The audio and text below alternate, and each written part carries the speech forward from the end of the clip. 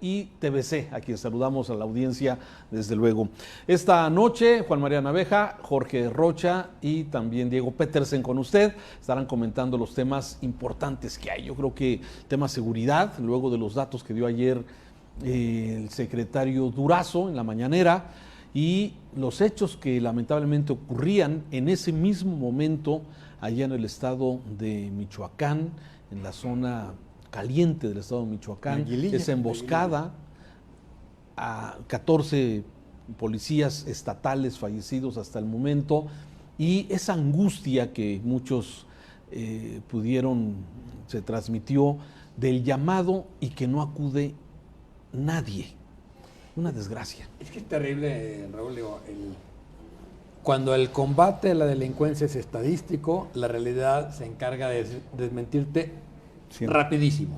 Ayer fue, digamos, casi mandado a hacer. O sea, el desmentido fue inmediato de la delincuencia, es decir, por supuesto que estamos en pleno ejercicio de la autoridad, por lo menos en esta zona de Michoacán. Michoacán no había salido entre las zonas calientes. El discurso de Durazo es exactamente el mismo que oímos con Peña, que oímos con Calderón. No, bueno, es que está focalizada la seguridad, son solo 5 estados los que concentran el 40%, y en esos 5 estados son unas pequeñas zonas, el país está en paz, etcétera, etcétera. Exactamente lo mismo, o sea, no hay ningún cambio más que algunos estados aparecen y otros desaparecen, ¿no? Chihuahua y Baja California se mantienen casi siempre, Jalisco entra y sale, ahora está en Estado de México y Guanajuato, el otro fue Guanajuato, ¿no? Pero bueno, ahora Michoacán inmediatamente vuelve a aparecer, Veracruz ahí está. No estamos combatiendo la inseguridad, estamos combatiendo el problema del gobierno. O sea, el gobierno se quiere darse un triunfo que no tiene, viendo un punto de quiebre donde no lo hay. No hay ningún quiebre en los datos, al contrario, lo que lograron fue que de un mes a otro no crecieran, pues la primera vez que no crecen, ¿no? Entonces, yo no veo que haya realmente un cambio. Un punto de quiebre. Ni un punto de quiebre, ni veo cuál es el aporte de la Guardia Nacional todavía en el combate a la inseguridad. Ni estrategia. No hay estrategia, no hay estrategia, Raúl. Creo que hoy una muy buena cantidad de analistas se ocupan de este tema y la mayoría coinciden en que no hay estrategia, que se está repitiendo la misma historia de Calderón, la misma historia de Peña Nieto y que estamos repitiendo la misma historia. ¿Por qué? Pues porque no se están buscando soluciones. Algo que dice Diego, yo lo pensé por la mañana. Cuando tú estás tratando de justificar con estadísticas asesinatos, crimen, ya entonces te está saliendo completamente de la realidad. Pero me preocupa un agravante, que ahora se subió del ejército.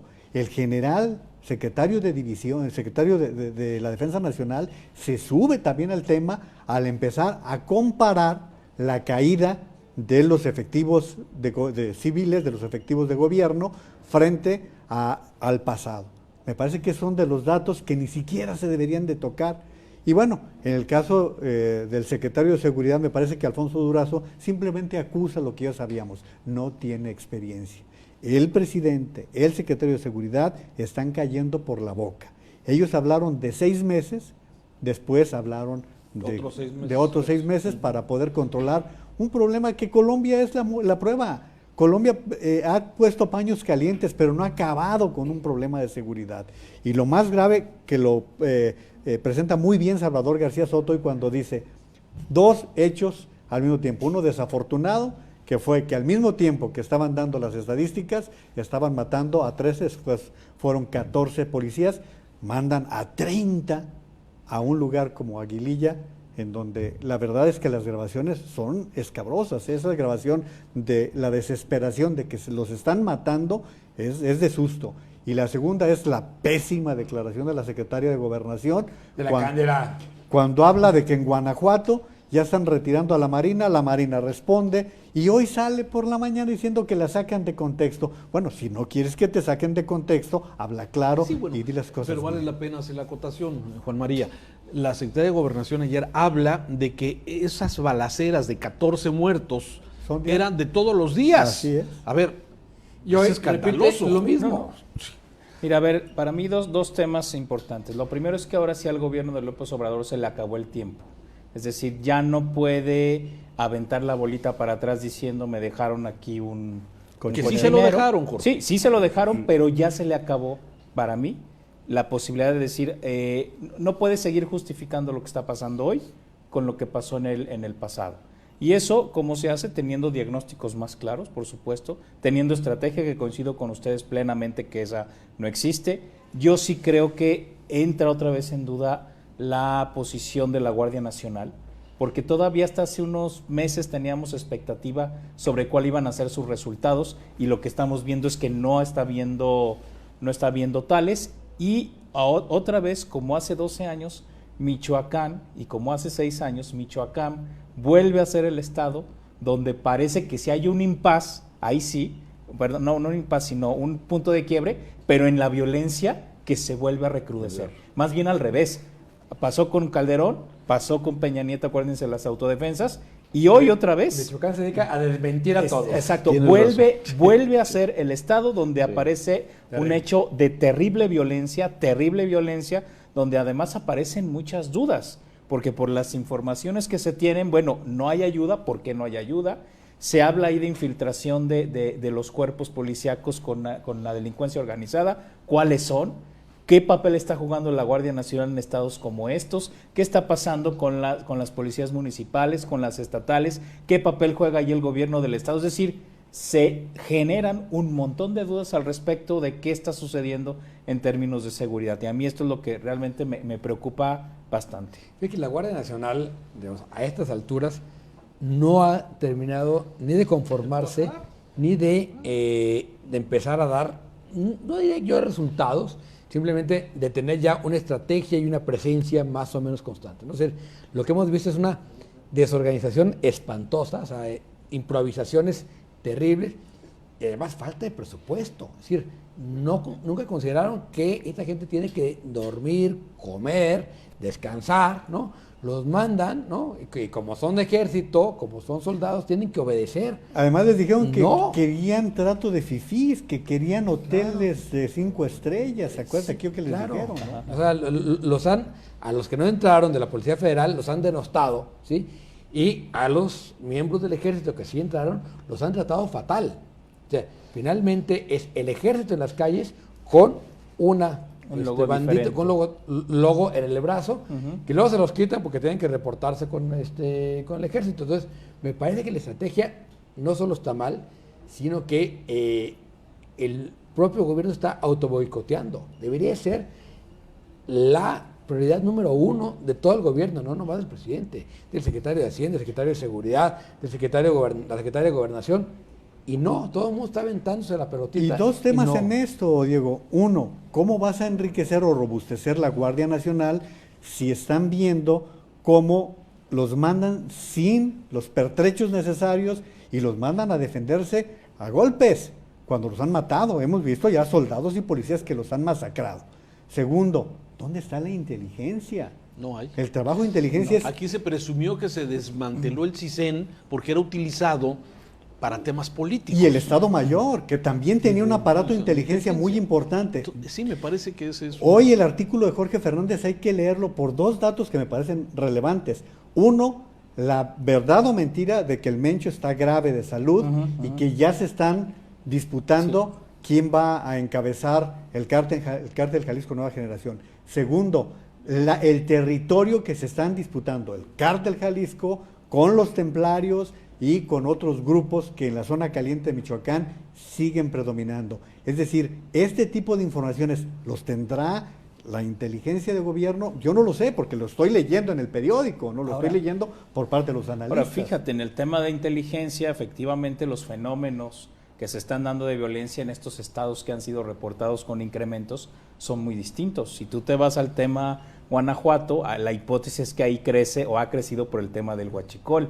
En Jalisco, bueno, es la sede de este grupo delincuencial. En el caso de Michoacán, ya vimos que después de 3 sexenios de intervenciones no ha pasado nada y que sigue habiendo control territorial de este tipo de grupos. Y ojo, en el Estado de México ya desde el sexenio pasado, las cifras de desaparecidos y de homicidios dolosos ya estaban muy altas. Y feminicidios. Y de feminicidios desde hace un buen rato, y también ahí nadie dice qué está pasando. Y por supuesto, si te vas a Chihuahua, pues el fenómeno también tiene que ver con toda la franja, digamos, de industria que existe en la frontera. Es decir, también la inteligencia te sirve para discriminar y decir, en este estado el fenómeno ser corresponde con tales dinámicas, y si no está eso, la Guardia Nacional ni nadie va a servir para nada. Y la otra cosa que hay que preguntarnos, si no para que este gobierno quede enlodado ni nada por el estilo, pero a ver, tenemos experiencias en Baja California, en Chihuahua,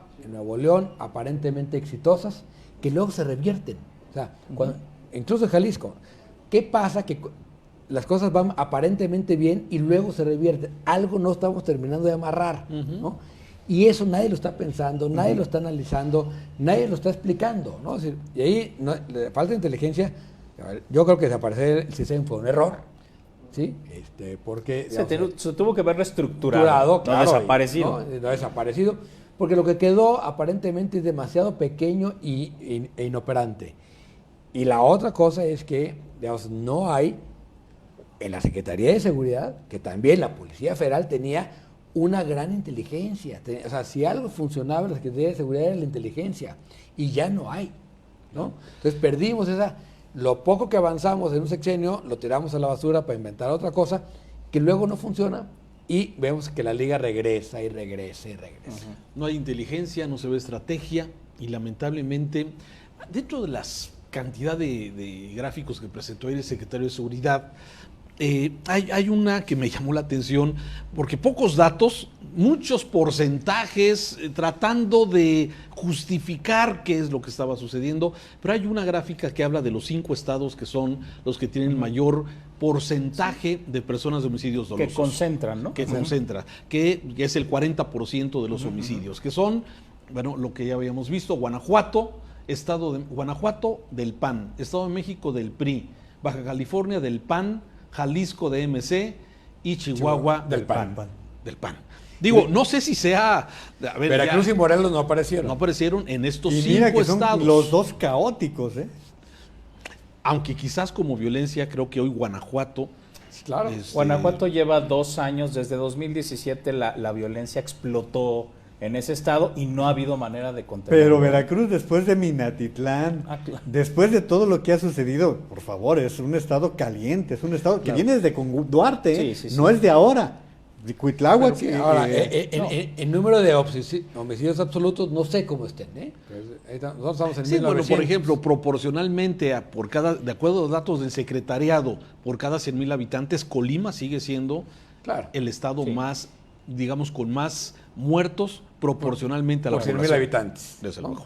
Así es. Ahora, que ahí también, otra vez, es combate estadístico, ¿no? Es decir, combate estadístico. Si sube o baja, ¿no? Y lo que estamos peleándonos contra la estadística y no contra el problema de fondo. Es decir, está más o menos claro que el problema de Colima es el puerto.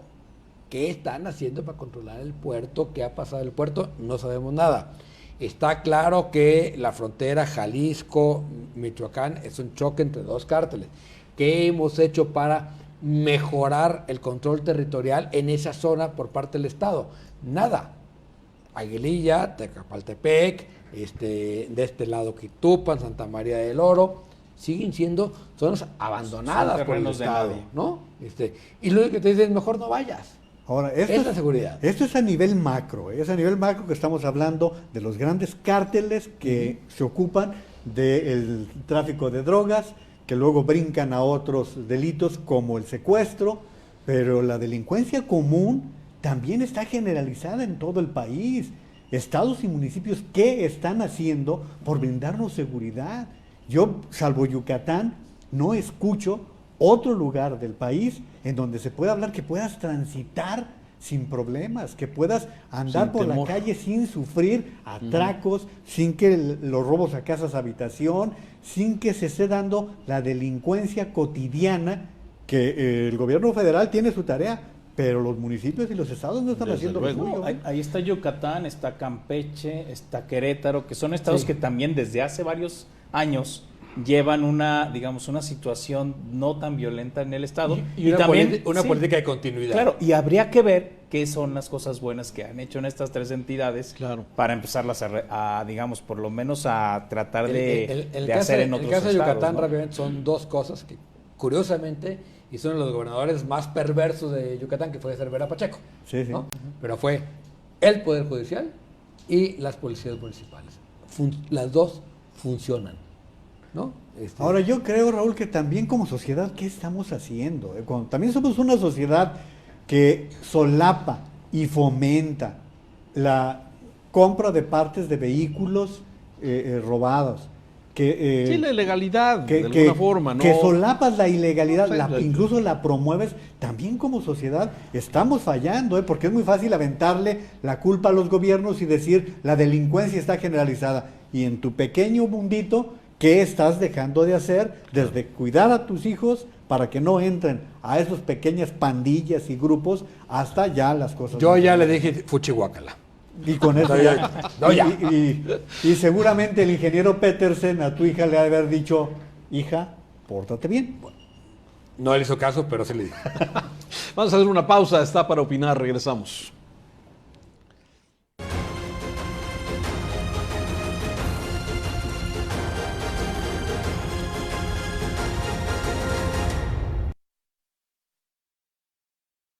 Jeremel Fernández Morán desapareció en el municipio de Torreón, Coahuila, el 19 de diciembre de 2008.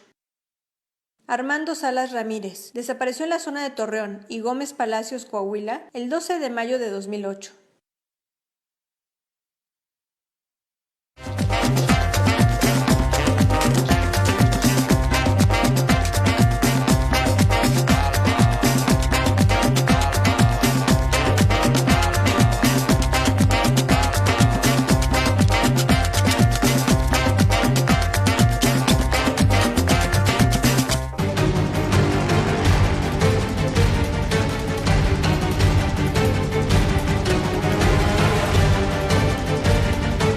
El robo de combustible no es normal. No te acostumbres.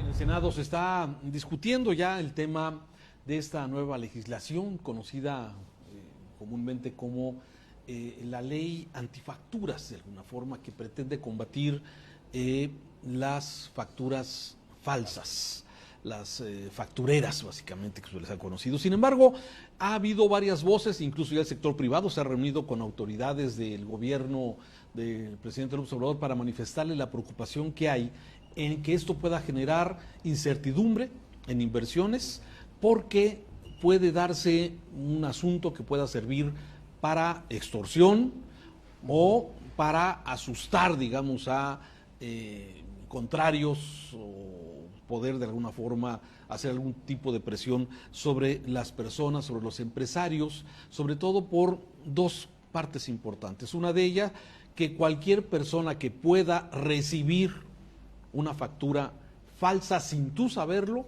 pueda ser sometido a un delito equivalente al crimen organizado, por un lado. Y la otra, la ley de extinción de dominio, que también puede ser un asunto muy ligado a esto. Parece que ya se ha hablado, se ha habido cabildeo, pero es un asunto que no ha logrado penetrar lo suficiente en este sentido. Yo creo que ahí hay, digamos, primero, lecturas todavía muy poco claras, porque hay algunos diputados que han dicho cosas que trae la ley que no son ciertas, ¿no? Y ha habido por parte de la entidad privada de repente alarmas que tampoco son ciertas. Lo que dicen los que entienden de esto, a ver, la ley de extinción de dominio sí se necesita una nueva ley mucho más fuerte. Lo único que sí es muy delicado es que el Estado pueda disponer de bienes que no están todavía sujetos de un proceso, una sentencia. Una sentencia. Entonces, eso me parece que por una cuestión incluso básica de presunción de inocencia no debería de pasar, ¿no? Y que la Corte no debería de pasar eso.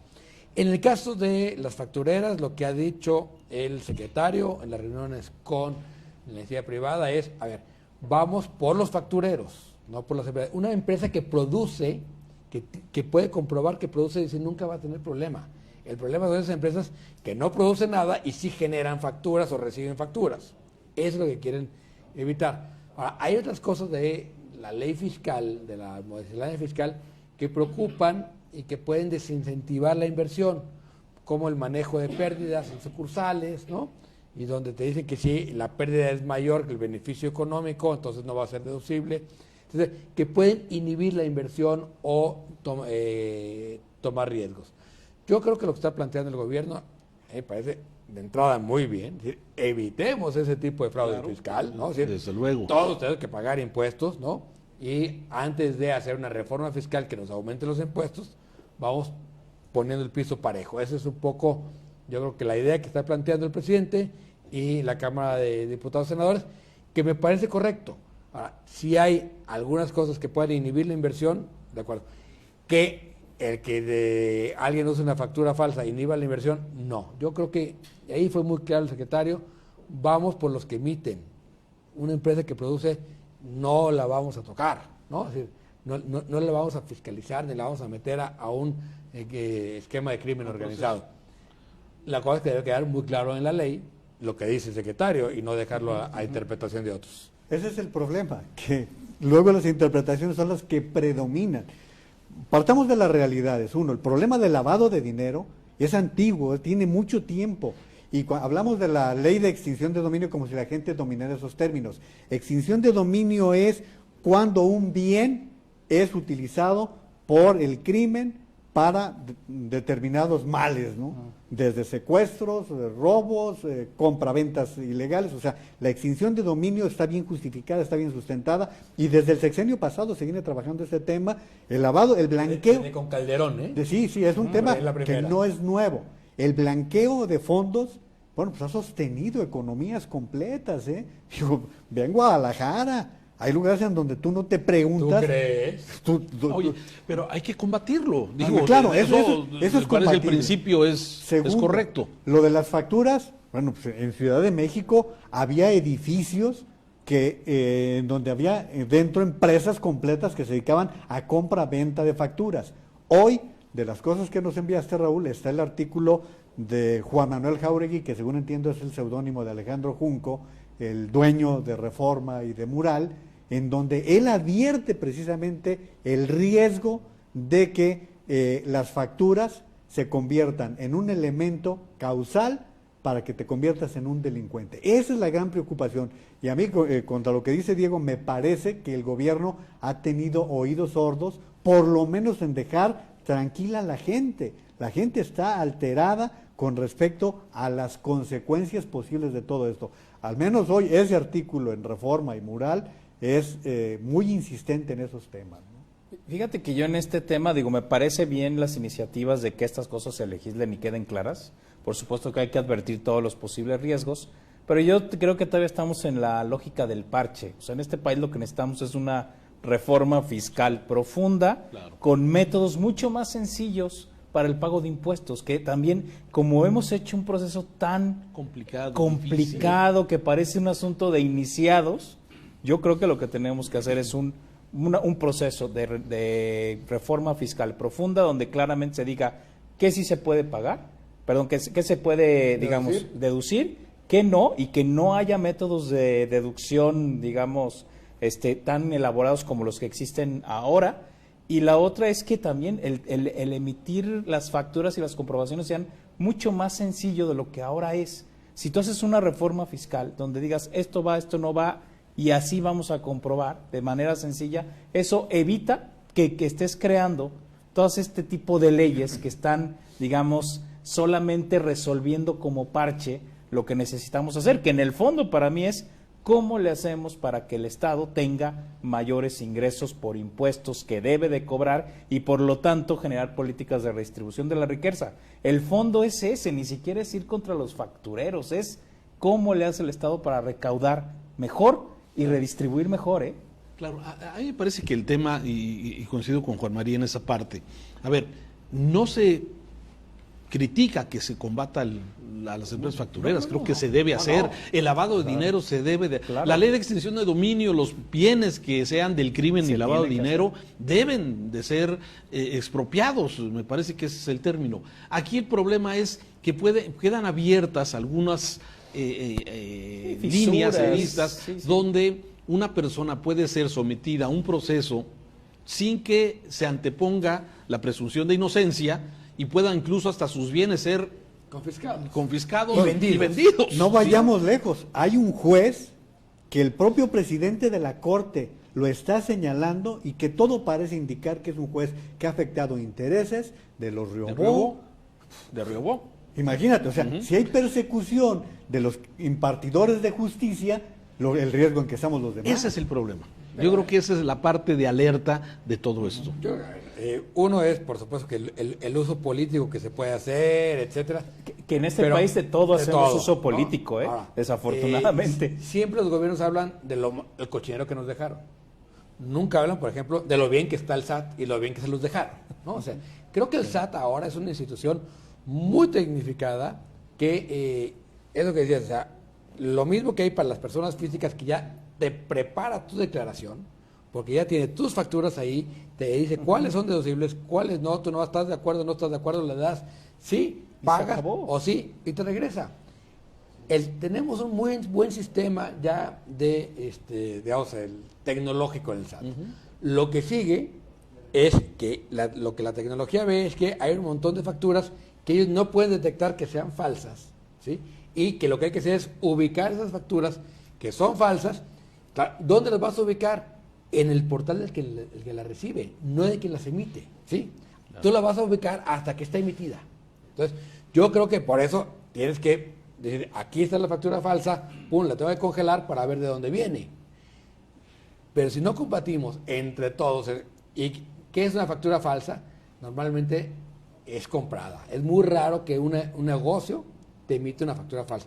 ¿Hay responsabilidad tuya recibirla? No, porque no hay dolo penal. O sea, al no haber un dolo específico penal, tampoco te van a poder procesar pero penalmente. Ese es el criterio, Diego.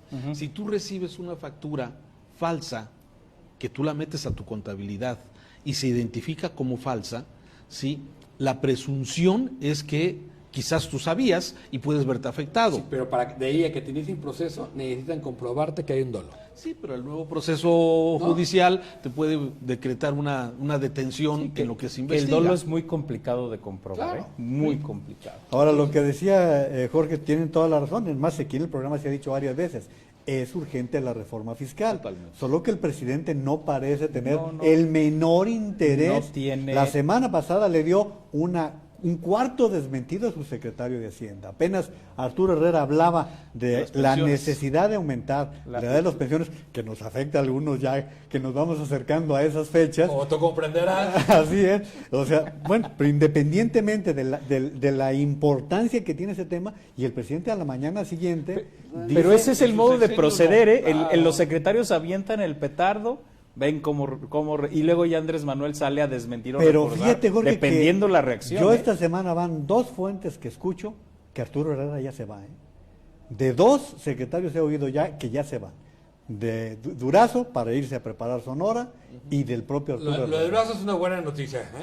Sí. Qué bueno que nos la das. Mira, Herrera lo aguantó como jefe de gobierno. Sí. Yo creo que ya está hecho al castigo, como dicen. Herrera sabe, digamos, que su margen de maniobra es poco, pero te dice que el margen de maniobra del presidente es poco. O sea, no se puede dar ese lujo al presidente en este momento de correrlo. Entonces, por eso el otro jala tantito de la liga y ahí los van midiendo, ¿no? Y no deja su discurso, el presidente, el discurso populista, ¿no? Pero bueno, hay mucho tema para seguir comentando en Para Opinar. Gracias a quienes ven en TVC. Seguimos en Megacanal. Ley Bonilla, a continuación.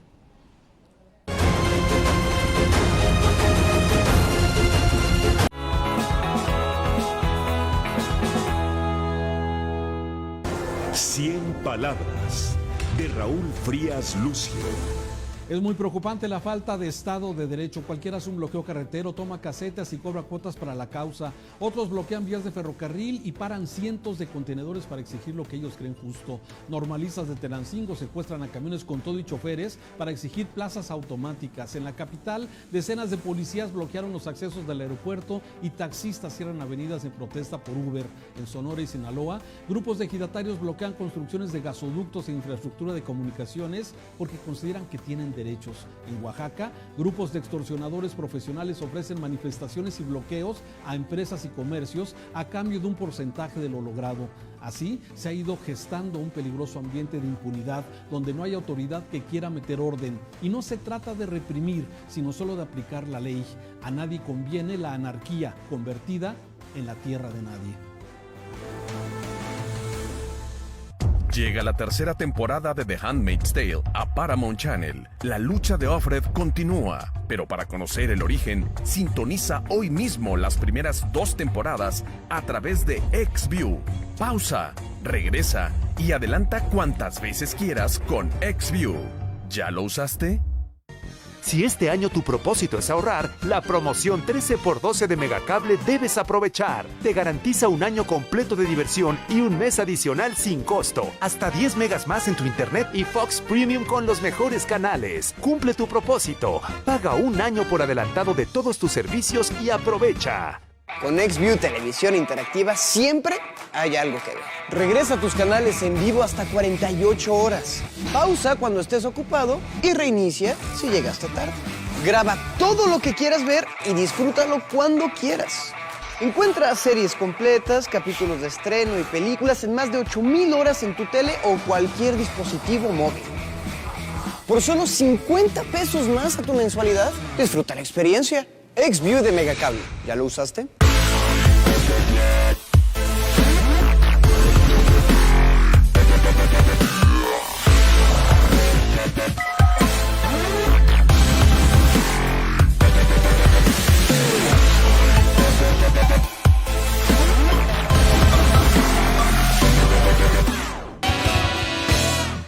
Música, bohemia, poesía y un toque de humor.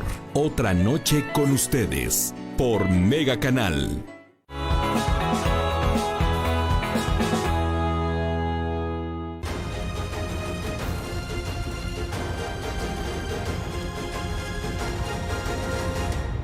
María Naveja, Jorge Rocha, Diego Petersen esta noche.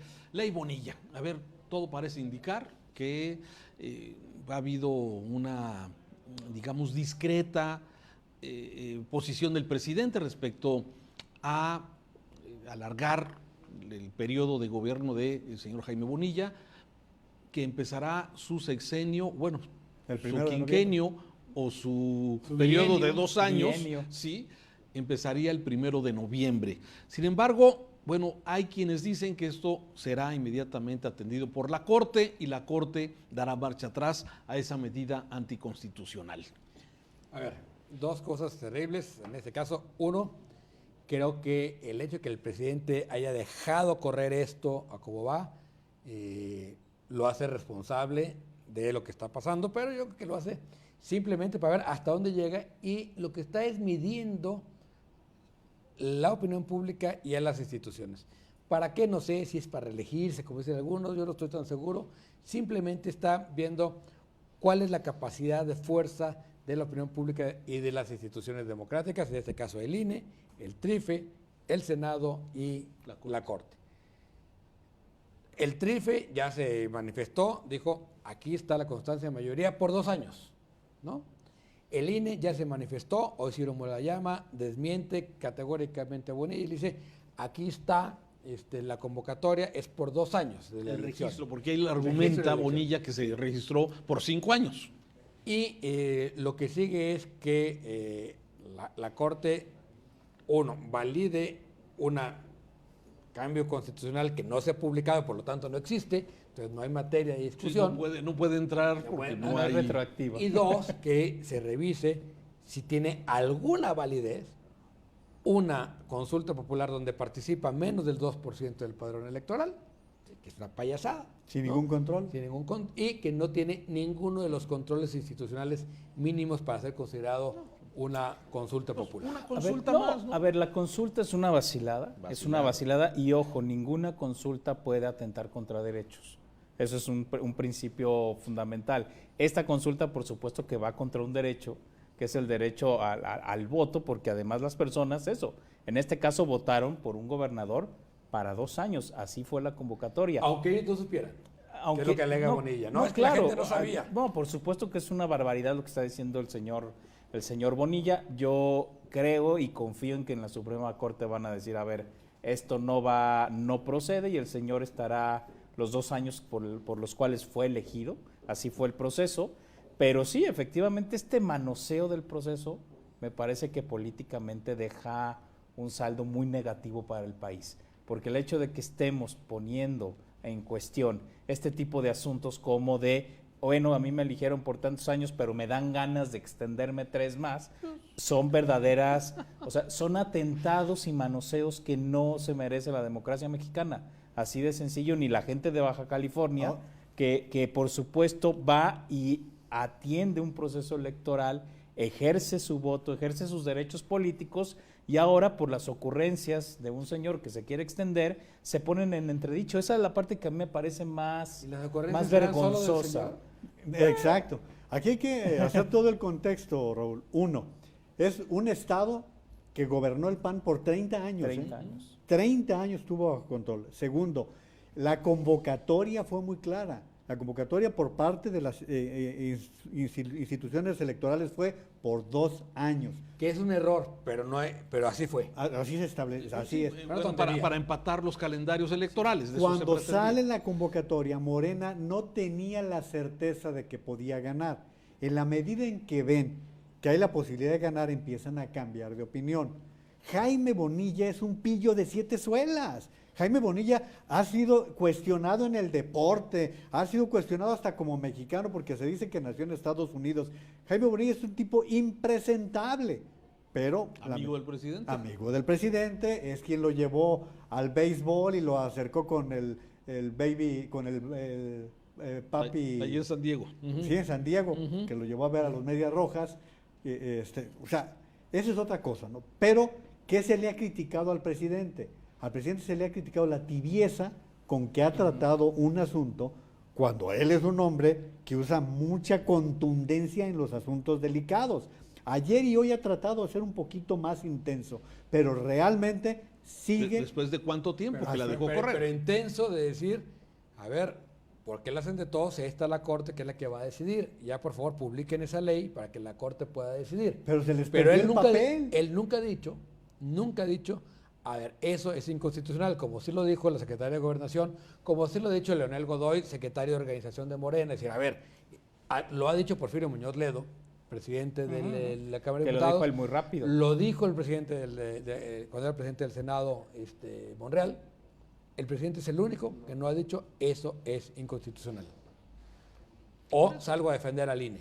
No, y al todavía contrario, ayer todavía estuvo justificando que no se podía dar el paso porque se perdió el papel en el Congreso, por lo tanto no se puede presentar la controversia ante la Corte. Ahora bien, puede ser que tome posesión y que todavía no llegue la impugnación a la Corte. Sí, a ver, lo van a publicar seguramente minutos antes de que termine el periodo de administración del actual gobernador. No se publica la ley no existe. Claro, y no puede extenderse. No puede ser. 2, él en este momento lo que tiene del TRIFE es una constancia de mayoría por 2 años. No puede extenderse. ¿no?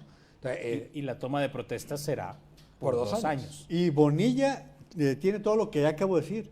Pero ¿qué me dicen del gobernador Kiko Vega? ¿Y qué me dicen de los diputados que legislaron este tipo de temas? Y los del PAN. Así es que acuérdate que el tema sido... lo empezó la legislatura anterior con mayoría panista. Así es. O sea, ahí hay una serie de y contubernios terroríficos. De un maiceo hasta de $1 millón. Por eso, pero a ver, Diego creo que tocó una parte fundamental al iniciar. Esto es un laboratorio, está viendo el presidente, deja correr a ver si a él se podría prolongar su sexenio, sí, o sea, ese estire y afloje entre lo que dice la ley y lo que su respaldo, esa potencia que tiene el presidente, el respaldo popular, ¿hasta dónde da? Fíjate que yo coincido con lo que dice Diego, no creo que Andrés Manuel esté en la perspectiva de la reelección, yo no lo creo, más bien le está haciendo el favor a su amigo Bonilla de, pues, tú avienta la pelota hasta donde llega, porque por supuesto que a él le conviene tenerlo como gobernador los 5 años, porque van a salir prácticamente al mismo tiempo. Oye, un gobernador diferente al de Veracruz o al de Morelos, porque yo coincido con ustedes porque yo no sé si le va a dar la vida a Andrés Manuel López Obrador para llegar al 24, no lo sé. La semana pasada le estaban pidiendo certificados médicos para ver cómo se encuentra su salud. Examen de orina, es muy importante. Le estaban pidiendo todo tipo de elementos, no lo sé si le va a dar la vida, pero si tú tienes ese tipo de cuestionamientos y ya hasta se brincó la carta certificada que presentó el presidente en la que asegura que no se va a reelegir, pues termina el tema de golpe, termínalo para que no se esté especulando. Porque no lo hace. En una metáfora muy beisbolera, como le gusta al presidente, dejó correr la rola para que se envasara Bonilla. Claro. ¿no? El béisbol no le ayuda, porque la semana pasada dijo que tiró una bola de 98 millas. Como decía por ahí algún analista que decía, pues que las grandes ligas lo recluten, porque no hay muchos pitchers que lleguen a 98 millas. Se lo vendemos a los Yankees. Así es. Vamos a hacer una pausa, estamos para opinar, entramos a la última etapa de este espacio.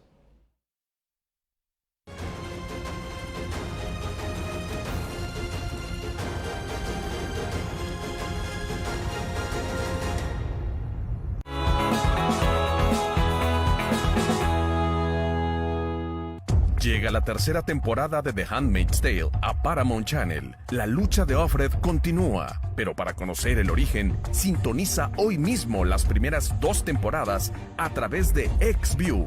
Pausa, regresa y adelanta cuantas veces quieras con XView. ¿Ya lo usaste?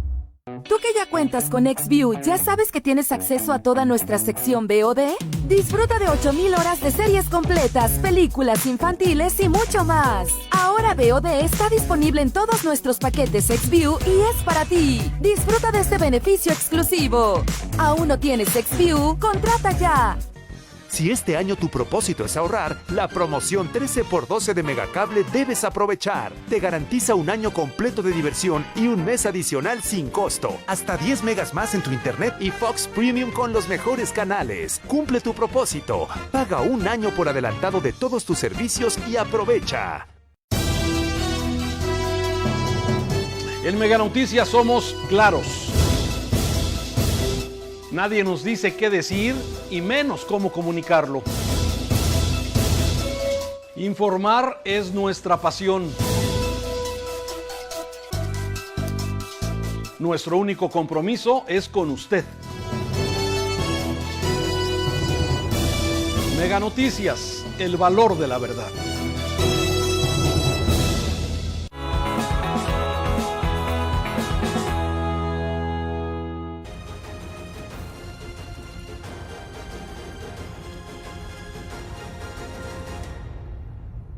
A entrar a el último bloque de este programa para opinar. Bueno, a ver, en temas de Jalisco, se ha vinculado proceso en las últimas horas a 3 exsecretarios de Desarrollo Social del gobierno de Aristóteles Sandoval: Miguel Castro, David Trujillo y Salvador Rizo. Los 3 exsecretarios ha reducido la cantidad por la que eran primero 14 millones, ahora ya ayer se habla de 4 millones.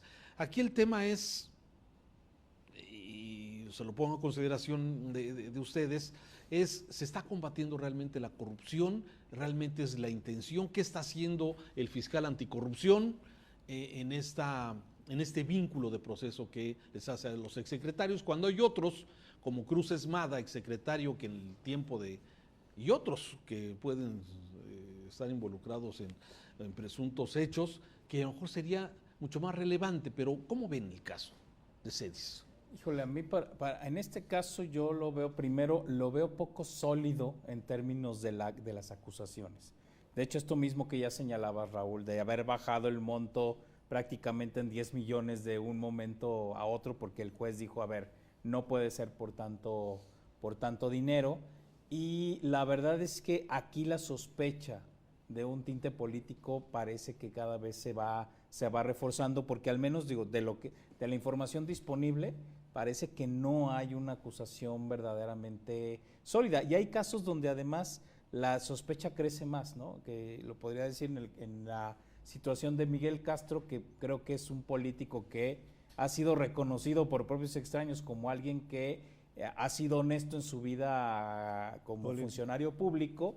Entonces todavía incrementa más las sospechas a decir, a ver, ¿por qué el caso así? Y claro, el otro gran cuestionamiento es al fiscal es ¿por qué no te estás metiendo a los casos donde las sospechas son mucho mayores, donde ha habido más señalamientos, donde las investigaciones periodísticas han mostrado mayores problemas? La verdad es que yo creo que este caso, conforme va pasando el tiempo, se le va cayendo la poquita carnita que podía haber tenido. La acusación básicamente es que estos secretarios habrían favorecido el apoyo a organizaciones no gubernamentales que eran encabezadas por funcionarios públicos. Esa es la acusación fundamental, y ya la determinación es que pueden llevar libres, presentándose a firmar no sé si cada 8 días, es lo que y no pueden salir, no pueden salir del país. Esa es la determinación.